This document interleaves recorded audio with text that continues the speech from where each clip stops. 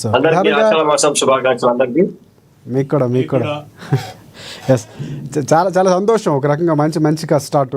అంటే ప్రధానంగా ఒకటి రామ్మోహన్ గారు, అంటే ఈ శుభ సందర్భంలో ఎన్నికల మేనిఫెస్టోకి సంబంధించో లేకపోతే మిగతా అన్నీ కూడా రెడీ చేసుకోవడానికి మీకు సమయం వచ్చింది.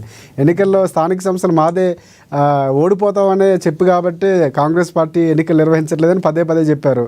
సో హరీష్ రావు చెప్పడం కానీ, కేటీఆర్ కానీ, ఇప్పుడు కవిత ప్రత్యేకంగా బీసీ అంశం లేవనెత్తడం, ఆర్కెస్ట్రాని కలవటం, ఈ అంశం నడుస్తుంది. సో ఈ కోర్టు తీర్పు అనేది మీకు అనుకూలంగానే వచ్చింది అనుకుంటున్నారా, లేకపోతే శుభసూచనగానే? ఎందుకంటే ఇప్పటి నుంచి ఎదురు చూస్తున్నారు, స్థానికంగా మాకున్నటువంటి సత్తా చాటుతామని బీఆర్ఎస్ పార్టీ చెప్తుంది. ఇక్కడ ఎన్నికల నిర్వహణకి కోర్టు తీర్పు ఇవ్వడం ఏ విధంగా చూడాలి, మీరే విధంగా ఫీల్ అవుతున్నారు? ఇందులో కోర్టు కలిగించుకొని చెప్పడం అనేది సరే, ప్రజాస్వామ్యము, చట్టము, కోర్టు పైన అందరికీ నమ్మకం కలిగింది. ఇందులో ఏంటంటే రేవంత్ రెడ్డి యొక్క చెల్లె సారథ్యం అనేది అందరికి తెలిసిపోయింది. కాంగ్రెస్ పార్టీ ఇప్పటికైనా గమనించాలి, కోర్టులు కలిగించుకొని మన పరిపాలన నడిపిస్తే ప్రభుత్వాలు ఏం చేస్తున్నారండి? ఇంతకన్నా దౌర్భాగ్య పరిస్థితి ఇంకొకటి కాంగ్రెస్ పార్టీకి. తెలంగాణ అస్తిత్వాన్ని పూర్తిగా దెబ్బతీసే పని రేవంత్ రెడ్డి చేసేది. ఒక్క పని కూడా సరైన విధానంలో చేయడానికి రాదు. ఒక పరిపాలన కరెక్ట్ రాదు. ప్రజలు ఏ రకంగా ఇబ్బంది పడుతున్నారు, వాళ్ళ ఇబ్బందులు ఎట్లా తొలగియాలో తెలియదు. ఇంతకన్నా దౌర్భాగ్యం ఉందండి. కోర్టు ఖచ్చితంగా ఈ 3 నెలల్లో కూడా ఖచ్చితంగా చేయాల్సింది మొట్టికాయలు వేస్తే ఆ మంచిదండి, మేము చేస్తామని చెప్తా ఉన్నాం.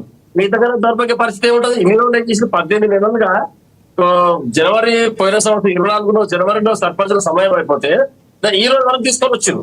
అంటే వాళ్ళు అధికారంలోకి వచ్చిన 2 నెలల తర్వాత సర్పంచుల సమయం అయిపోయింది. సుమారుగా 18 నెలలు కాలయాపన చేసుకుంటూ ఈ రోజు కోర్టు చెప్పిన దాకా వరకు కూడా వాళ్ళ సోయి లేదు. మళ్ళీ ఇప్పుడు ఏమంటారు? మేము అది చేస్తాం, ఇప్పుడు చేస్తాం, మీరు ఏమి చేయరు, మీకు ఏమి కూడా చేతగారు, ఏం చేయాల్సిన కోర్టే చేయాలి.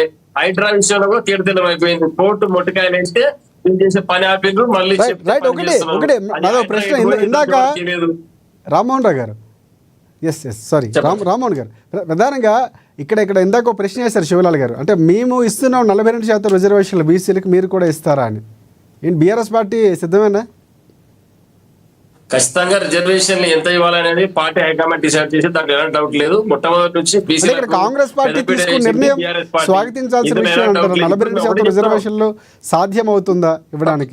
మీరు వినండి, అదే చెప్తున్నా నేను.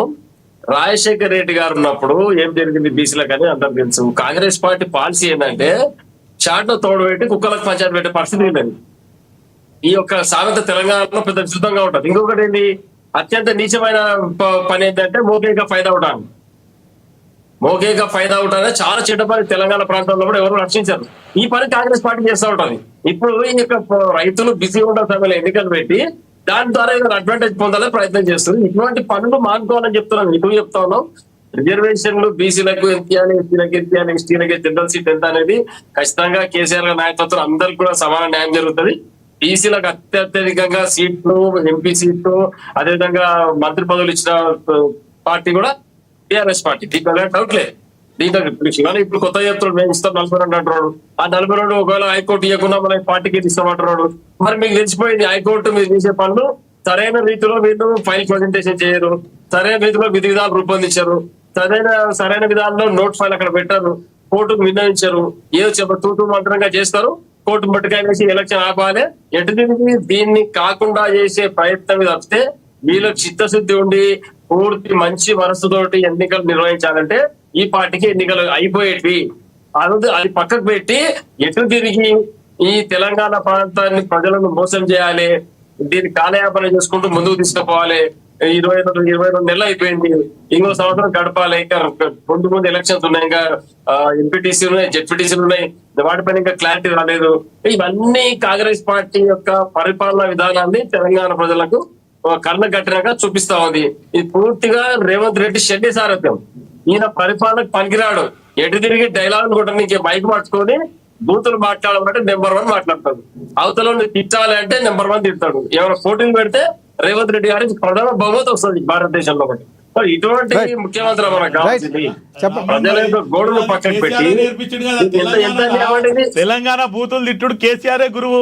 వాళ్ళ శిష్యరేఖంలోనే బీజేపీ కాంగ్రెస్ అదే లాంగ్వేజ్ అయిపోయింది. తెలంగాణ ఉద్యమ సమయంలో శివన విను తెలంగాణ ఉద్యమ సమయంలో కేసీఆర్ నిన్ను మనం తిట్టలేదు.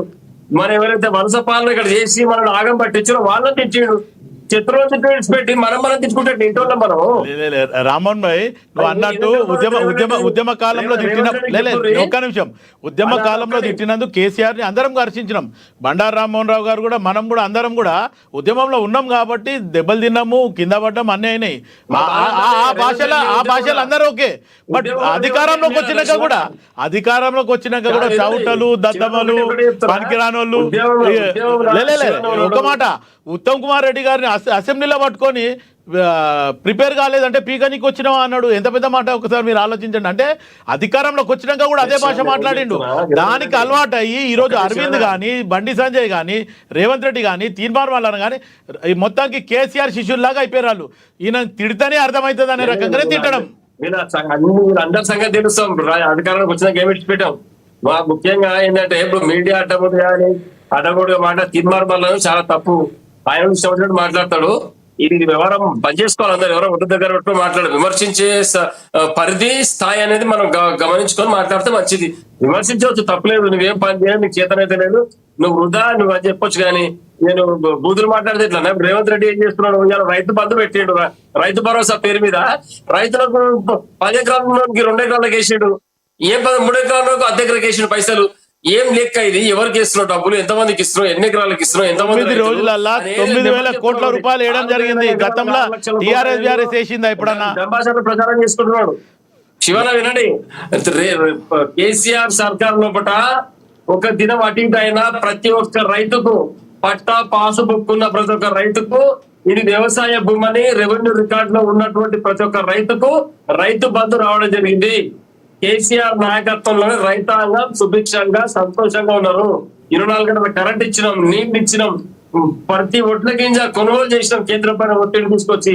కానీ మీరు మొత్తం ఫెయిల్ అయిపోయారు. నీళ్లు లేవు, కరెంట్ లేదు, రైతులు అడిగోత పడుతున్నారు. రేపు అందుకనే మీరు ఏం చేశారంటే రామ్మోహన్ భాయ్ ఒక్క మాట, అంటే కేసీఆర్ వచ్చినప్పుడే నీళ్లు వచ్చినాయి, లేకపోతే కరెంట్ వచ్చింది, అంతకుముందు లేదా? అంటే దీపాలు పెట్టుకొని బతికినామా మనం తెలంగాణలో? మరీ బీఆర్ఎస్ ఇట్లా